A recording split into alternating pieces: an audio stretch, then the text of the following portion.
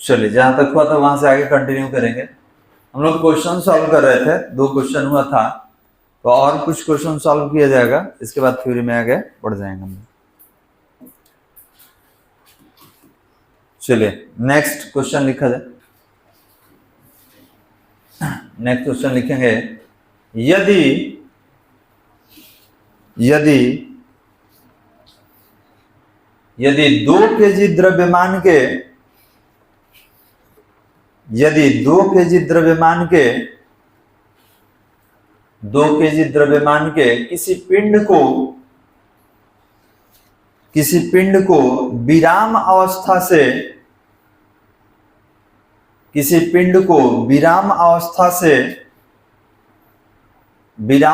से चित्र की भांति डायग्राम बनाएंगे। विराम अवस्था से चित्र की भांति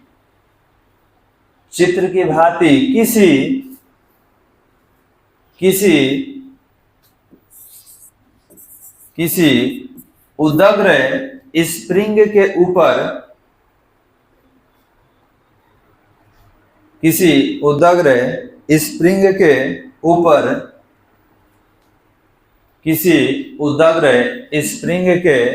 ऊपर ऊपर से 4 मीटर की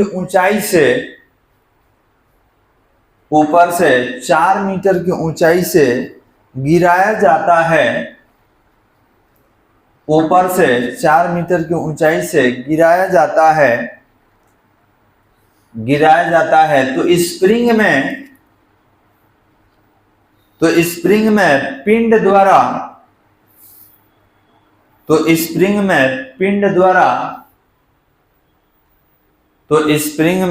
पिंड द्वारा कितना अधिक संपीड़न होगा। स्प्रिंग द्वारा पिंड में कितना अधिक संपीड़न होगा ज्ञात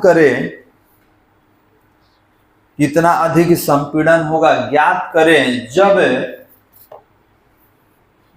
स्प्रिंग नियतांक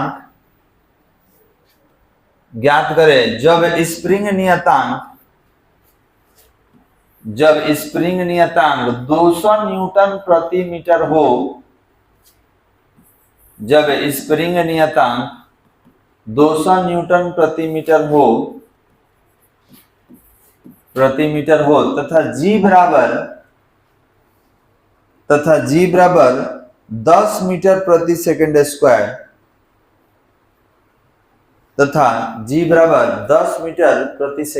स्क्वायर हो गया बालक।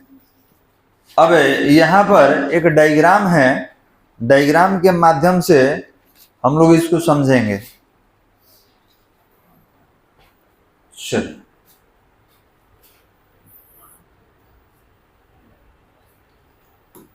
कोई उदग्र स्प्रिंग है। उदग्र मतलब लंबवत होता है।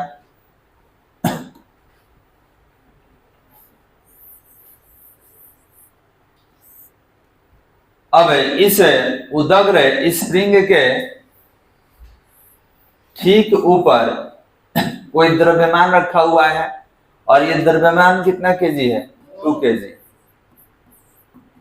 अब इसको गिराया जा रहा है और ऊंचाई कितना लिया गया है? 4 मीटर। मतलब 4 मीटर ऊंचाई से इस स्प्रिंग पर इसको गिराया जा रहा है। ऊंचाई भी मेंशन कर लेंगे।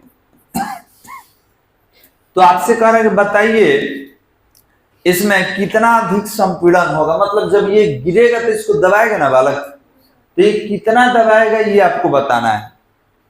ध्यान देंगे, इसमें उत्पन्न संपीड़न कितना होगा ये आपको निकालना है। क्योंकि स्प्रिंग के ऊपर से जब आप किसी पिंड को गिराते हैं, ठीक है, आप देख सकते हैं स्प्रिंग मेरे पास है, जब कोई चीज यहाँ पे गिराएंगे इसके ऊपर, ठीक है, कुछ हाइट से यहां से अगर कोई चीज गिराते हैं तो इसमें संकुचन होगा, इसको संपीड़न भी कहा जाता है।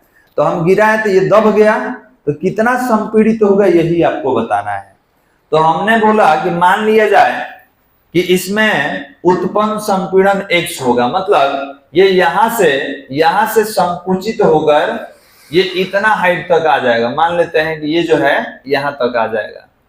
ठीक है, तो इसको क्या मान लिया जाए, x मान लिया जाए कि x दूरी तक संपीड़ित हो जाएगा। तो हमको ये बताइए कि अगर किसी पिंड को आप कुछ ऊंचाई तक उठा दिए तो याद रखिएगा इसके पास कौन सा ऊर्जा आ जाएगा। तो आप बोलेंगे सर स्थिति में परिवर्तन के कारण स्थितिज ऊर्जा आ जाता है। तो इसका स्थितिज ऊर्जा और स्प्रिंग को दबाने में किया गया कार्य दोनों बराबर होगा, क्योंकि ऊर्जा कम रहेगा तो कम दबाएगा, ऊर्जा ज्यादा रहेगा तो ज्यादा इसको दबाएगा। अब यहां पर गिवन डाटा देख लिया जाए तो m है, k है, g है, ये सारा दिया हुआ है। तो सबसे पहले ये बताइए कि स्प्रिंग को संकुचित करने में जो कार्य होता है वो कितना होता है। तो हाफ के एक्स स्क्वायर पढ़ा दिए हैं। तो यहां दो चीज निकालना है। पहले तो आपको ध्यान देंगे यहां पर हमको वर्क डन निकालना है ना बालक। तो वर्क डन के लिए क्या चाहिए, हाफ के एक्स स्क्वायर। तो आपने बोला कि सर एक्स निकालना पड़ेगा, जब एक्स निकल जाएगा तो वर्क डन भी निकल जाएगा। तो गिवन डाटा लिखकर डायग्राम बना लीजिए।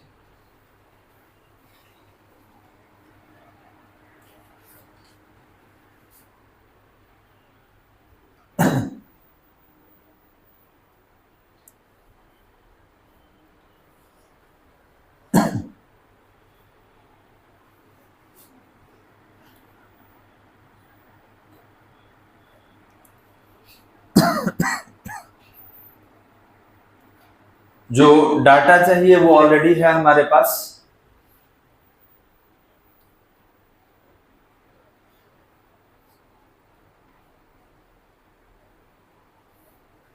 हो गया वाला। चलिए क्वेश्चन समझ में आया। क्वेश्चन क्या है, तो कोई उदग्र स्प्रिंग है, जो लंबवत होता है उसको उदग्र कहते हैं।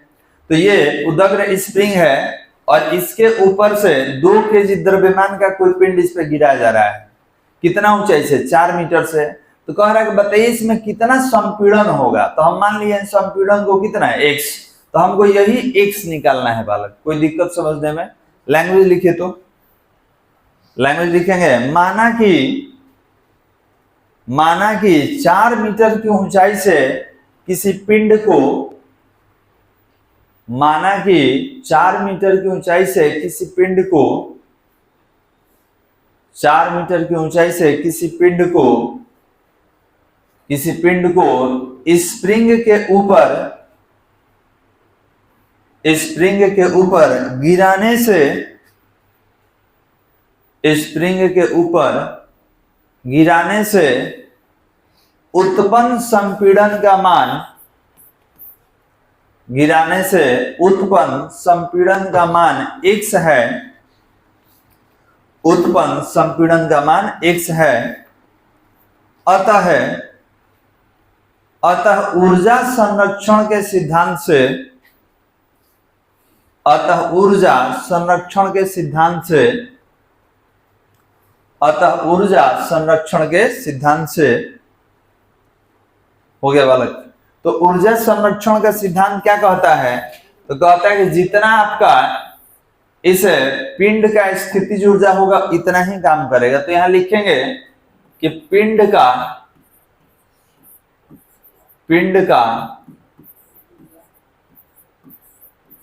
स्थितिज ऊर्जा बराबर क्या, तो स्प्रिंग को संकुचित करने में,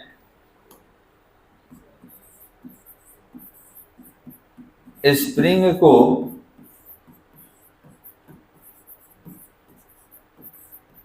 संकुचित करने में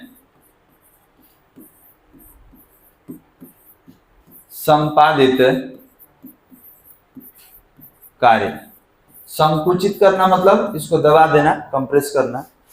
ये बताइए कि इसका आपको बताया है स्थितिज ऊर्जा कितना होता है, mgh। याद है ना बालक, स्थितिज ऊर्जा होता है mgh कब, जब उसको h ऊंचाई तक उठाया जाए तब। तो ये बताइए कि अगर इसके लिए स्थितिज ऊर्जा लिखना हो तो mg और h प्लस x लिख सकते हैं। क्यों, e भी तो जोड़िएगा जितना दबा रहा है। याद रखेंगे h तो पहले से है और आप बोलेंगे सर इतना इसको दबा देगा, संकुचित कर देगा, तो e भी हाइट इसमें जुड़ाएगा। अब ये किसके बराबर, तो स्प्रिंग को संकुचित करने में कितना काम करना पड़ता है, तो हाफ के एक्स स्क्वायर। वैल्यू रखिए जो दिया हुआ है। ये 2 kg है, ये 10 हो गया, h का वैल्यू 4 है और x नहीं जानते हैं, ये निकालना है। यहाँ कितना हो गया, हाफ हो गया, k का वैल्यू 200 है ना जी, 200 है, और x स्क्वायर। तो सबसे पहला काम होगा कि इसको 100 से कटा दिया जाए, और आप देख सकते हैं कि एक जीरो से एक जीरो यहाँ भी कट जाएगा। अभी बाहर 2 बच गया तो गुना करा दीजिए, तो कितना हो जाएगा, तो ये हो जाएगा 8 + 2x, और इधर कितना बच जाएगा, तो ये 10x स्क्वायर, 10x स्क्वायर। अब इसको हल कर लेंगे समीकरण बना के, तो कितना होगा, 10x स्क्वायर माइनस, ये उधर जाएगा तो -2x हो जाएगा, -2x -8 = 0। द्विघात समीकरण हल किए हैं, क्वाड्रेटिक इक्वेशन आप पढ़े होंगे, हल कर लेना है। तो आप कहिएगा कि सर इसको और छोटा कर दीजिए, ठीक है, कैसे कर देंगे, तो हमें 2 कॉमन निकाल लेंगे, 2 कॉमन निकाल लेंगे, तो कितना हो जाएगा, 5x स्क्वायर -x -4 = 0। तो ये भागा में आएगा तो खत्म हो जाएगा, ये हो जाएगा 5x स्क्वायर -x -4 = 0। चलिए अब बताइए, अब इसको कैसे आप तोड़िएगा, तो कहिएगा 5 4 से तोड़ेंगे, तो यहाँ पर ये हो गया 5x स्क्वायर -5x + 4x -4 = 0। क्या कॉमन ले ले, 5x कॉमन ले ले, तो x -1, इसमें क्या कॉमन ले ले, 4, तो x -1 = 0। मैथ्स पढ़े होंगे तो मालूम होगा कि दोनों पद को 0 के साथ है तुलना करते हैं, तो x -1 एक ब्रैकेट में 5x + 4 = 0। तो अब देखिए इसको हमें इसका तुलना नहीं करेंगे, रिजल्ट माइनस में आ जाएगा, प्लस में है तो किसका तुलना करना होगा, तो माइनस वाले का। तो इसको जब कंपेयर करेंगे, ठीक है, तो x -1 = 0, तो x = क्या, 1 मीटर। इसका मतलब कि जब इसको ऊपर से गिराइएगा तो अभी कितना दबाएगा, 1 मीटर तक दबाएगा। 4 मीटर से तो गिराइए रहे हैं, और 1 मीटर क्या करेगा नीचे, और इसको दबा देगा बालक। बनाइए इसको।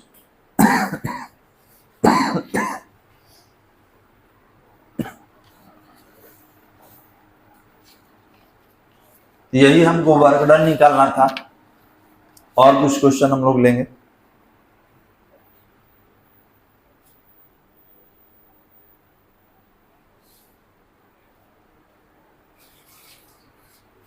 अच्छा, लोलक वाला क्वेश्चन बनाए थे, पेंडुलम वाला कैसे घूम रहा है, ठीक है। ये हुआ था कि 5 kg का द्रव्यमान बढ़ा दिए तो स्प्रिंग का लंबाई बढ़ गया। हाँ हेलो, आए ना, अभी लाए नहीं है, बोले ना अभी मेरा परीक्षा चल रहा है, ठीक है, परीक्षा चल रहा है, परीक्षा हो जाएगा ना तो हम ला के आपको कॉल कर देंगे, ठीक है। हाँ हम देख लेंगे, लेते जाएंगे, टुकड़ा ले जाकर दिखा के वहां से लेते आएंगे, ठीक है, ठीक ठीक है, ठीक है, हम ले लेंगे, वो तो काट के लग जाएगा अपने से ना, ठीक है, हम ले लेंगे।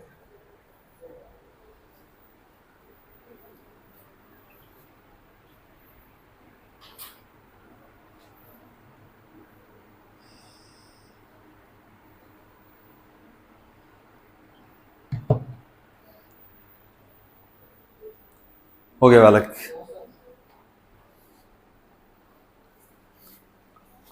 कल वाला, कल वाला कहाँ,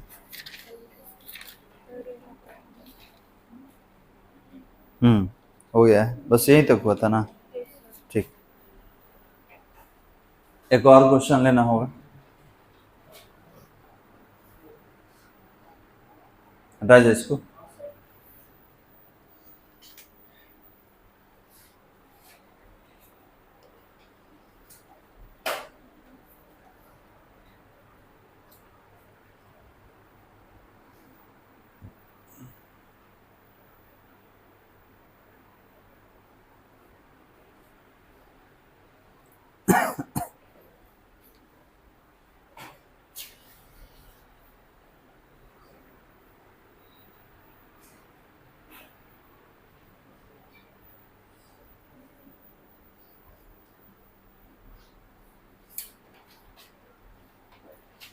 चलिए अगले क्वेश्चन में आते हैं।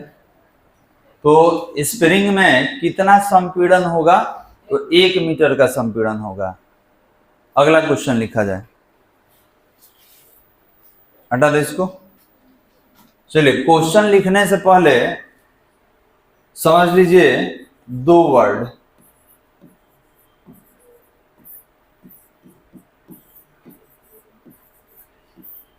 ठीक है, लोलक और गोलक। तो लोलक गोलक क्या है? तो जब आप सिंपल पेंडुलम पढ़ेंगे, ठीक है, उस समय बताया जाएगा। तो अभी तो पेंडुलम नहीं है, तो यही समझिए। हमने बोला कि हमारे हाथ में कोई डोरी है और इस डोरी से कोई पिंड नीचे लटका हुआ है। ठीक है, तो ये जो लंबाई होता है ये वाला, ठीक है, धागा हो या पेंडुलम लेंगे तो पेंडुलम वाला रहेगा। ठीक है, इसको लोलक कहा जाता है।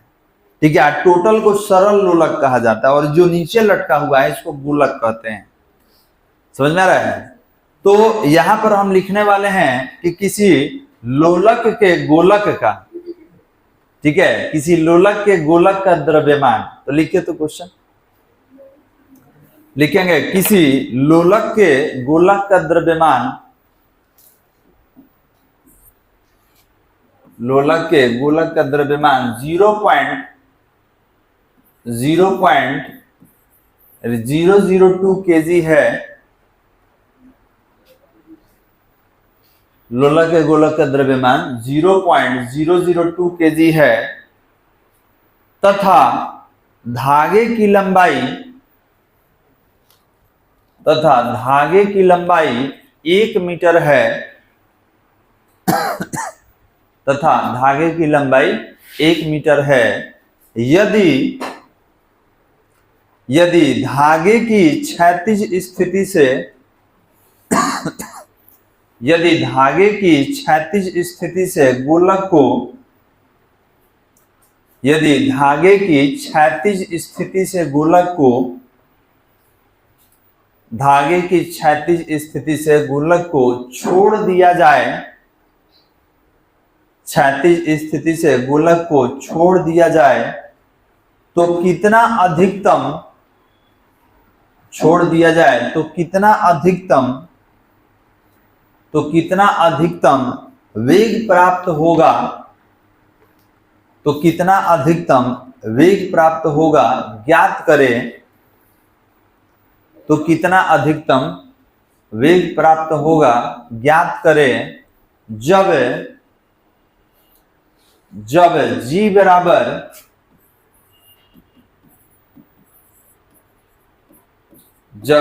बराबर 9.8 मीटर पर सेकेंड स्क्वायर हो। जब g बराबर 9.8 मीटर पर सेकेंड स्क्वायर हो। कोई दिक्कत वाला? अब डायग्राम समझिए, क्योंकि बिना डायग्राम के ये समझ में आएगा नहीं। ठीक है, तो सबसे पहले हम एक डायग्राम बनाते हैं।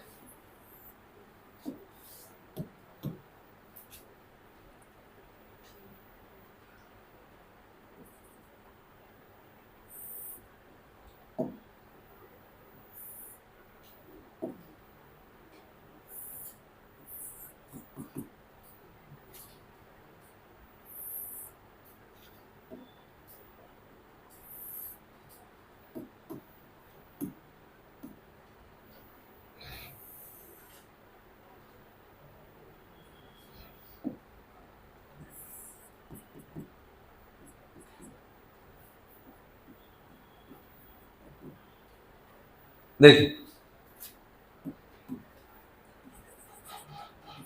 ध्यान देंगे बालक, क्षैतिज स्थिति से गिराया गया है। जैसे आपके सामने हम एग्जांपल भी ले रहे हैं।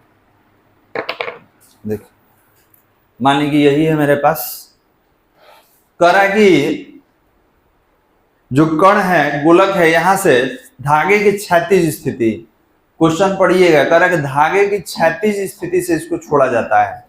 तो ये लंबवत स्थिति है, ये क्षैतिज स्थिति है। या तो इधर या तो इधर ले सकते हैं, जिधर भी आपको लेना हो। तो बताइए, यहां से हम छोड़ रहे हैं, तो यहां से छोड़ेंगे तो इस जगह पे नीचे पर वेग महत्तम होगा कि न्यूनतम? महत्तम, क्योंकि अगर वेग कम रहता तो रुक जाता, लेकिन ये तो आगे चला गया। इसका मतलब इस जगह पे इसका वेग क्या है? ज्यादा है। तो आपको बताना होगा कि ई वेग कितना होगा। मतलब जब यहां से छोड़े तो कितना अधिकतम वेग प्राप्त कर लिया कि बार बार घूम रहा है आगे पीछे, यही आपको निकालना है। कोई दिक्कत वाला?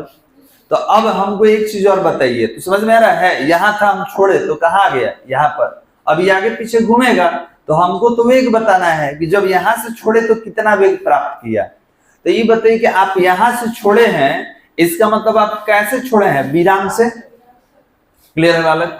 तो यहाँ पर दो पोजीशन हम लोग मानेंगे, आप कहिएगा, अब लिखना नहीं समझना है। हमने बोला कि इसको पोजीशन नंबर ए नाम दीजिए और इसको पोजीशन नंबर बी। अब यदि आपसे पूछा जाए कि यहाँ पर इस पिंड के पास कौन सा ऊर्जा है, गतिज है, स्थितिज है कि दोनों ऊर्जा है, तो आप कहिएगा कि सर यहाँ गति में कहाँ है, तो विराम में है। तो याद रखेंगे कि अगर इस जगह पे हमसे गतिज ऊर्जा पूछेगा तो इस जगह पे गतिज ऊर्जा हो जाएगा जीरो। क्यों जीरो? चल नहीं रहा है। और ऊंचाई के कारण कौन सा ऊर्जा आ जाता है, स्थितिज ऊर्जा। तो बताइए इसका अगर पोटेंशियल एनर्जी निकाले स्थितिज ऊर्जा तो कितना होगा, mgh होगा। कोई दिक्कत वाला? समझ में आ रहा है? तो अगर आपसे पूछा जाए कि EH कहाँ है, तो जो धागा का लंबाई होगा वही ना ऊंचाई होगा जी। जो धागा का लंबाई होगा यही ऊंचाई होगा। या वृत्तीय पथ का त्रिज्या भी अगर कोई गोल गोल घुमाता है तो इसको त्रिज्या भी कहेंगे कि तो वृत्तीय पथ का त्रिज्या हो जाएगा। तो अब मास था उसका, ये L था, L को ही H भी कहा जा सकता है और ये G दिया हुआ है। फिर आते हैं इस जगह पे, ये बताइए कि यहां पर अगर पिंड आया है तो इसका गतिज ऊर्जा कितना होगा, तो कहिएगा हाफ mv², क्योंकि यहाँ वेग जीरो थोड़ी है, कुछ ना कुछ तो वेग है तभी ना आगे पीछे करेगा जी। अब बताइए कि यहाँ पर स्थितिज ऊर्जा कितना होगा, तो कहिएगा जीरो हो जाएगा। कहाँ है सर? क्योंकि इसका हाइट थोड़ी है, अब तो नीचे आ गया। पहले एच हाइट ऊपर था और हाइट पर रहेगा तभी mgh रहेगा, अब तो अपने जगह पर आ गया। तो याद रखेंगे इसका पोटेंशियल एनर्जी क्या हो गया, जीरो। कोई दिक्कत समझने में? तो आप गिवन डाटा लिखकर केवल डायग्राम बनाइएगा, डायग्राम के नीचे बोलेंगे वो लिखना होगा आपको।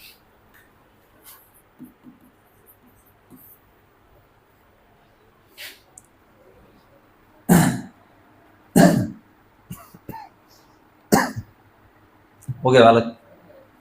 अच्छा, बाकी सबको भी कर लेने दीजिए।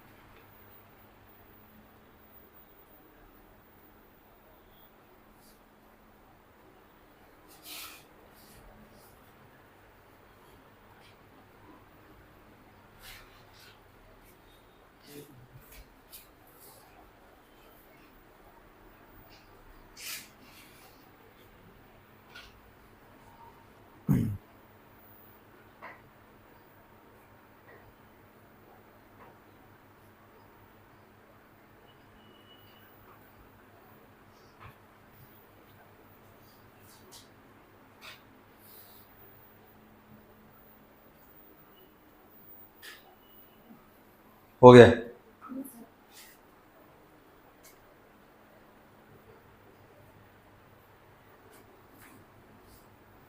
लिखा जाए, यदि गोलक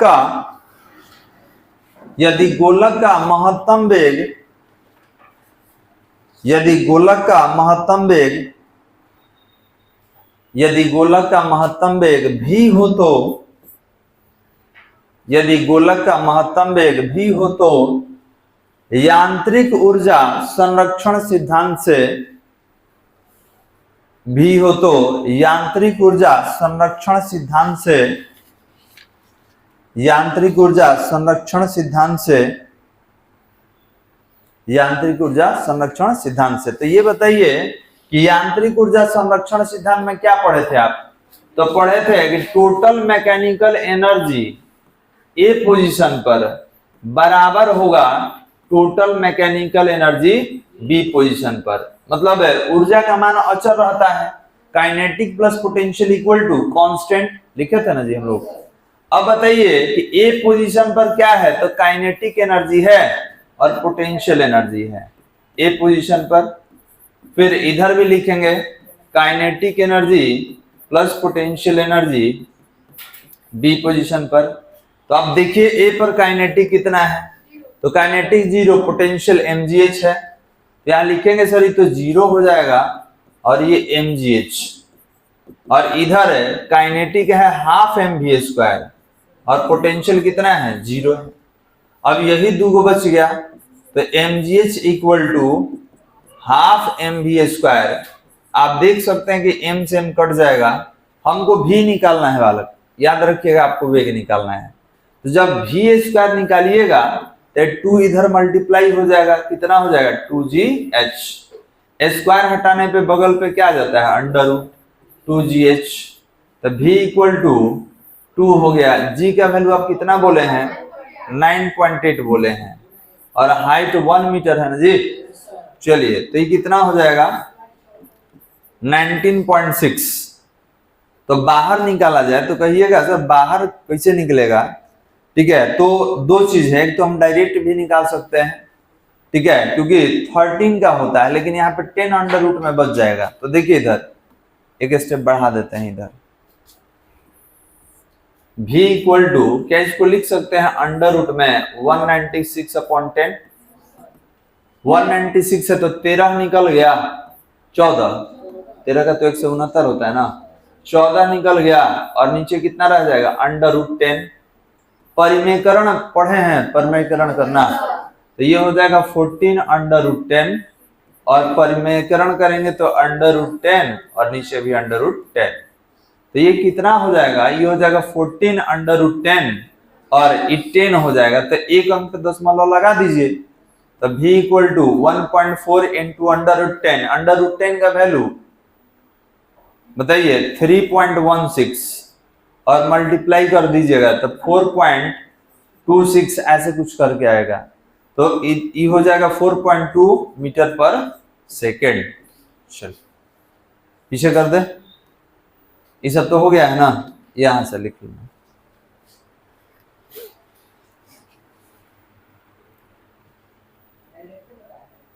कहां पे डायरेक्ट होता है, कहां पे बालक, ये वाला निकालिए अंडर रूट 10 का वैल्यू।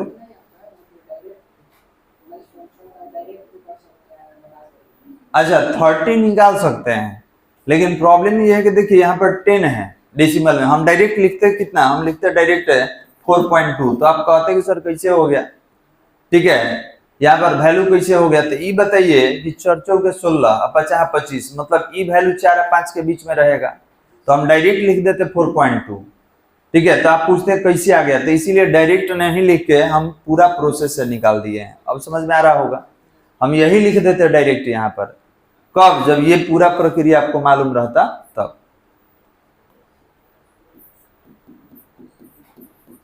अब इसका वैल्यू 3.16 और होता है पीछे बहुत सारा, तो हम लोग इतना ही तक लेंगे और मल्टीप्लाई कीजिए तो ये आएगा 4.264 ऐसे करके आएगा, तो हम लोग डेसिमल के बाद एक ही डिजिट तक लेंगे।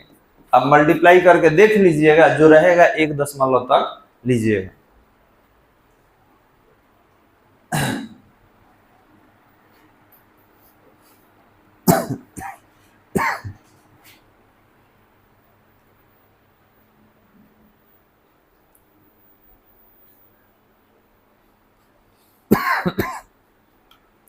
एक और क्वेश्चन बना लिया जाए और इसके बाद थ्योरी में आगे बढ़ जाएंगे हम लोग।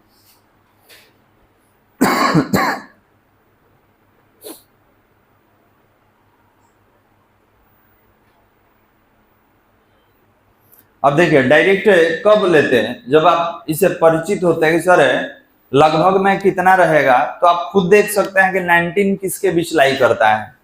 तो अगर 4 का स्क्वायर लीजिएगा तो 16, 5 का 25, तो 16 25 के बीच में ना है जी, तो हम डायरेक्ट लिखते हैं 4.24, ठीक है। तो फिर वहां एक क्वेश्चन आता है कि कैसे, तो इसीलिए हम पूरा यहाँ तक तोड़ दिए। अब यहाँ मल्टीप्लाई करके खुद लिख लीजिएगा, डाटा जो आएगा डेसिमल के बाद 1 डिजिट तक ले लीजिएगा। आगे बढ़े बालक, चलिए एक और क्वेश्चन, कितना हुआ जी 4। अगला क्वेश्चन लिखा जाए, किसी पिंड का द्रव्यमान 10 केजी है, किसी पिंड का द्रव्यमान 10 केजी है जो 45 डिग्री के किसी पिंड का द्रव्यमान 10 केजी है जो 45 डिग्री के किसी नत समतल सतह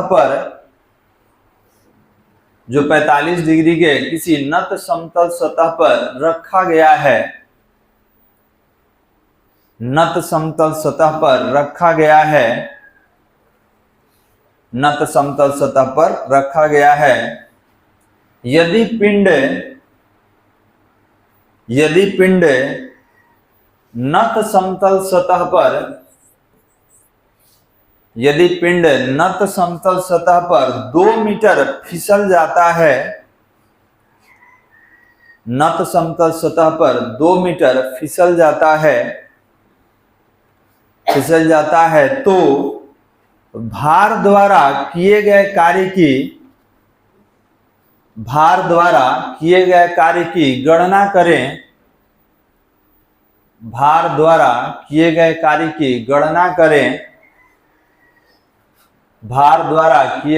की गणना करें। जब सतह घर्षण रहित हो, मतलब उसमें घर्षण नहीं है बालक, मतलब चिकना सतह के लिए बात हो रहा है। तो बताइए कितना चल दिया जी, 2 मीटर। अब इसका डायग्राम हम बना दे रहे हैं। एक चीज और, जी का वैल्यू कितना ले लेंगे, 10 मीटर पर सेकेंड स्क्वायर ले लेंगे। अब देखिए इसका डायग्राम देखिए और समझने का प्रयास करेंगे। डायग्राम कुछ इस तरीके से है कि आपका नत समतल सतह पर कोई पिंड यहां रखा हुआ है m द्रव्यमान का, ये कितना डिग्री जी, 45 डिग्री। अभी चल के फिसल गया। अच्छा ये बताइए, रखिएगा तो फिसलबे ना करेगा जी, आपको नीचे लाने के लिए बल लगाना है, नहीं, वो अपने आप फिसल जाता है। तो सवाल ये है कि इसको यहां से यहां कौन लेके आ गया। तो आप कहिएगा सर हम लोग थ्योरी में ही पढ़े थे, इसको नीचे लाने वाला एक बल है जिसका नाम है mg sin थीटा, याद है बालक। यही नीचे लेके आता है किसी नत समतल सतह पर, और यहाँ पे सतह चिकना है, रुखड़ा नहीं है। रुखड़ा रहता तो एक और फिर पीछे हमको घटा के निकलना पड़ता। तो अब ये बताइए कि कार्य पूछ रहा है, तो ये कौन लाया है, ये कौन इसको नीचे लाया है, mg का घटक लाया है। इसीलिए हम लोग लिखे हैं कि भार द्वारा संपादित कार्य। हम लोग कुछ नहीं किए, भार के कारण नीचे आया है। तो अब यहाँ कार्य बराबर क्या होता है, बल गुने विस्थापन होता है। तो ये बताइए बल का नाम क्या है यहाँ पर, mg sin थीटा। अच्छा विस्थापन कितना हुआ है आपका, 2 मीटर। सारा वैल्यू रख देंगे, m है 10 केजी, g का वैल्यू 10, sin 45 डिग्री, और ये कितना है 2। सॉल्व कर लिया जाए तो W इक्वल टू 100 हो जाएगा ना जी। 45 का वैल्यू 1/√2, और यहाँ पे 2 नहीं लिख के इसको 2 बार √2 लिख दे। चलिए एक वो कट गया, तो ये कितना 100√2।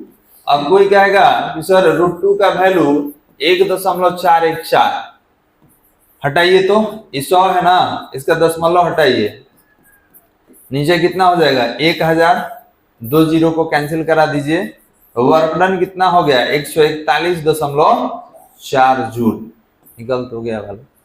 मतलब यहां से यहां तक 2 मीटर चलाने में, इसको 2 मीटर चलाने में ये कितना काम कर दिया है, 141.4 जूल, इतना काम कर दिया। लिख लीजिए।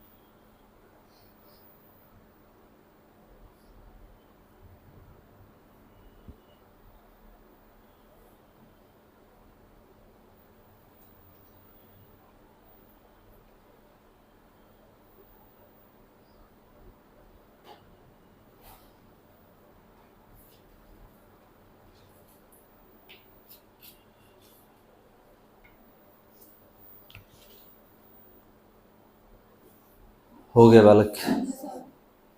अच्छा,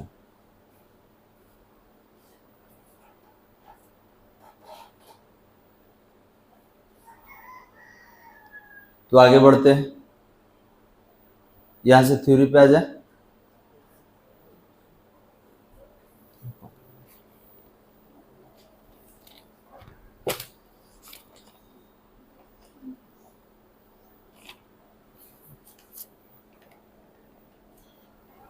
चलिए, तो अगला टॉपिक का नाम है टक्कर, कॉलिजन।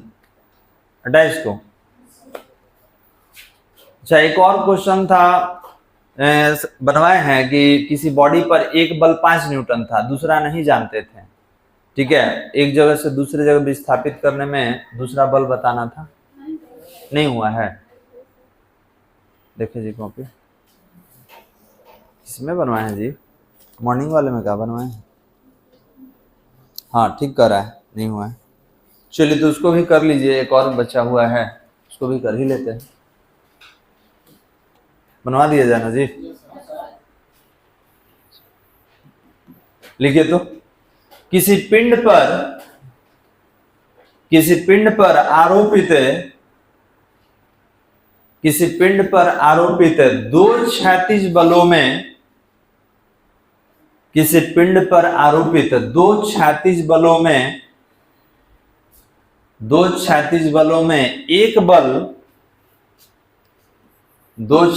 बलों में एक बल 5 न्यूटन का है, एक बल 5 न्यूटन का है।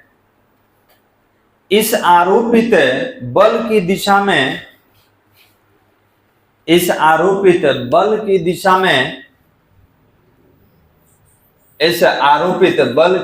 में पिंड का विस्थापन, इस आरोपित बल की दिशा में पिंड का विस्थापन 5 मीटर है, पिंड का विस्थापन 5 मीटर है, तथा गतिज ऊर्जा में परिवर्तन 50 जूल है, तथा गतिज ऊर्जा में परिवर्तन 50 जूल है। अतः पिंड पर आरोपित दूसरे बल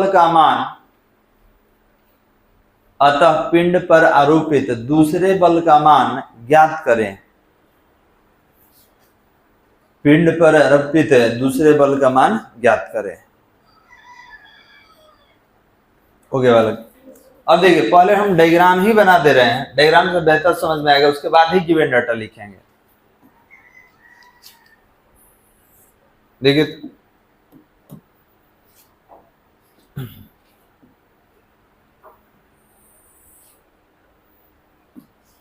मानिए कि यहां पर कोई एक पिंड है m द्रव्यमान का, और इस पर दो बल लगा है। एक F1 लगा है 5 न्यूटन का, और एक F2 लगा है, लेकिन ये हम जानते नहीं है, यही तो निकालना है। क्लियर है? और ये दोनों बल लगा के इसको हम यहां से यहां लेके आ गए हैं, याद रखिएगा। तो ये बताइए कि आप यहां से यहां लेके आइएगा तो कुछ काम कीजिएगा, लेकिन यहां पर काम नहीं दिया है, और काम के लिए 2 चीज और चाहिए, बल गुने विस्थापन। तो बल में भी एक बल नहीं दिया, अब विस्थापन भी नहीं दिया। तो सवाल ये है कि सर हम निकालेंगे कैसे, ये दूसरा बल कैसे निकालेंगे? तो याद कीजिए, आपको पढ़ाया गया था कि इसका यहां से यहां तक जो गतिज ऊर्जा में परिवर्तन होगा वही संपादित कार्य होगा। ठीक है, आपको बताए थे, अगर नहीं जानते होंगे तो फिर से एक बार देखिए। मान ली कि m द्रव्यमान का कोई पिंड है, तो कह दिया कि हम यहां से यहां लेके आए हैं, तो बताइए हम कितना काम किए हैं, वर्क डन बताइए। क्लियर है? Work done. और कह देगा कि ई u वेग से चला था और यहां पहुंचा तो v वेग है। ठीक है, और आपको ना बल दिया ना विस्थापन दिया, बताइए। तो आप कहेंगे सर यहाँ पर इसका ऊर्जा निकाल लेंगे, तो इसका ऊर्जा यहाँ पर कितना होगा? काइनेटिक एनर्जी होगा 12 mv², तो ये 12 mu² हो जाएगा। फिर यहाँ पर काइनेटिक एनर्जी निकाल लेंगे, तो याद रखेंगे इनिशियल कहलाएगा, ये फाइनल कहलाएगा। तो ये हो जाएगा हाफ mv², और यहाँ पर हमें ज्यादा में से कम वाले को माइनस कर देंगे, तो ये कहा जाएगा डेल्टा के ई। डेल्टा के ई मतलब गतिज ऊर्जा में परिवर्तन, और ये परिवर्तन कितना होगा, half mv² minus half mu²। और आपको याद होगा यही वर्क डन होता है, याद है आपको कार्य ऊर्जा प्रमेय में ही पढ़ाए थे। कार्य ऊर्जा प्रमेय में ये बताया गया था कि हमारे द्वारा किया गया कार्य गतिज ऊर्जा में परिवर्तन के बराबर होता है। तो अब हमको ये बताइए कि कह दिया कि यहां से यहां तक जो ले गए हैं, तो ले जाने के लिए गतिज ऊर्जा में परिवर्तन कितना जूल दिया है, 50 जूल। तो काम दिए दिया जी, वर्कडन बता दिया, क्योंकि गतिज ऊर्जा में परिवर्तन ही वर्कडन होता है। तो यहां से यहां तक ले जाने में कितना काम कर दिया, 50 जूल का। अब हमसे कह रहा है कि दूसरा वाला बल बता दीजिए, अब तो बता देंगे। तो आप कहिएगा कि सर ई कौन है, तो ये F1 है। ई कौन है, तो विस्थापन है, ठीक है। यहां पर ये क्या है, तो वर्कडन है।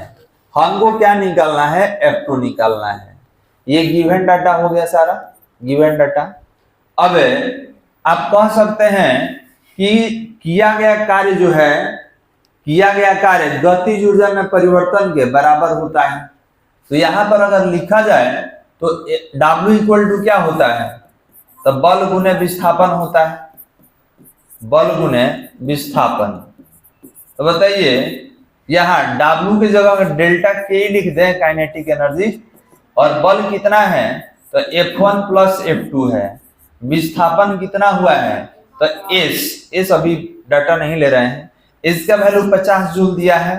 ये 5 न्यूटन ये नहीं दिया है, निकालना है। और ये कितना है, 5 दिया ना जी।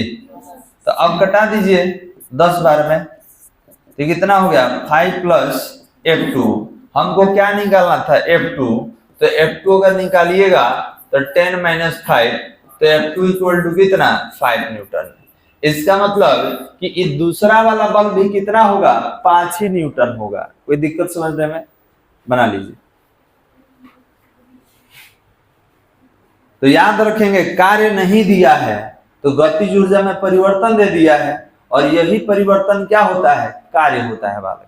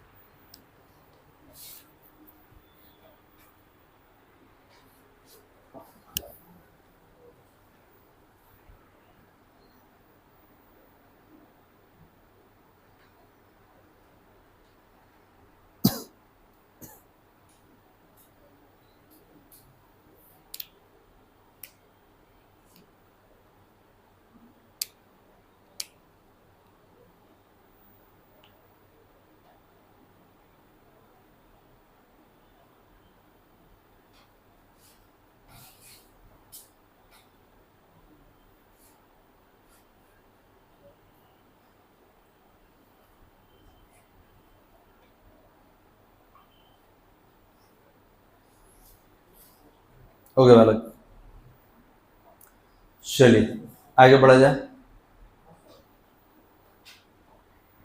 तो यहां से हम लोग थ्योरी में आगे बढ़ेंगे, और अगले टॉपिक का नाम है टक्कर, कॉलिजन। हेडिंग दीजिए, जिनका हो जाए हेडिंग दे दीजिए, कॉलिजन टक्कर।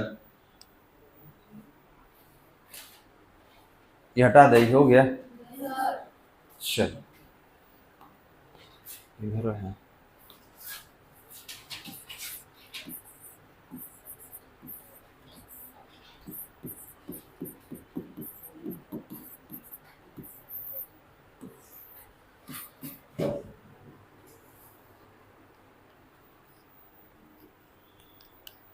तो बताइए टक्कर क्या होता है। दो पिंड का आपस में मिलना टक्कर होता है। जोड़ से मिला दिया जाए, ये जोड़ से मिलाना क्या होता है जी? अच्छा, अब सही है। तो ध्यान देंगे, जब टक्कर का आप बात कर रहे हैं तो वहां पर बल नहीं कह के आवेगी बल का भी यूज कर सकते हैं। याद है आपको जब आवेग पढ़ा रहे थे तो एक बल का नाम आया था आवेगी बल। आवेगी बल क्या होता है? तो जब बहुत बड़ा बल बहुत कम समय के लिए कहीं काम करता है तो उसको क्या बोलते हैं? आवेगी। और टक्कर में यही ना होता है जी कि बहुत बड़ा बल बहुत कम समय के लिए हम लोग लगाते हैं। तो बिल्कुल, तो अगले क्लास में विशेष रूप से हम लोग इस पर बात करेंगे। ठीक है, आपका समय समाप्त हो गया।